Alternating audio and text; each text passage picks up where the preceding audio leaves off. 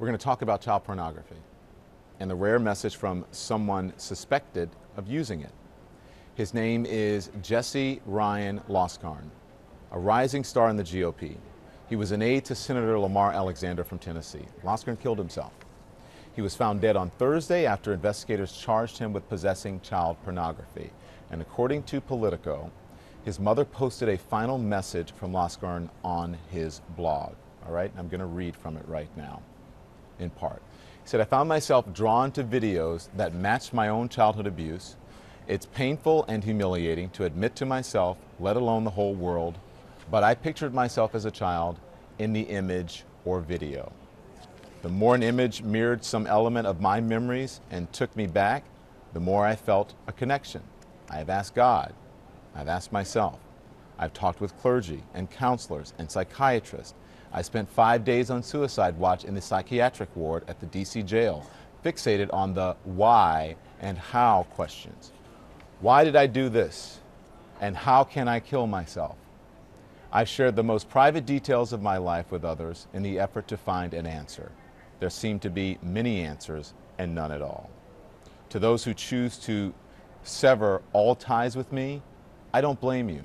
No one wants to think or talk about this subject matter. All I can say is, I understand and I'm sorry. And last, to the children in the images, I should have known better. I perpetuated your abuse, and that will be a burden on my soul for the rest of my life." Right? Tough words. And, you know, even though he did something very wrong, you can still have empathy for him. That must have been very hard to deal with, especially being abused and then making someone else a victim. Jeff Gardere is here. He is a psychologist. His torment was quite clear in that he had been living in constant terror that people would find out, right? That's right. That's right. Find out that he was abused as a boy at around 5 years old. And he states, as you read, that he became attracted to pornography because there was something about him that in some ways brought up the trauma of being abused, of being sexually abused.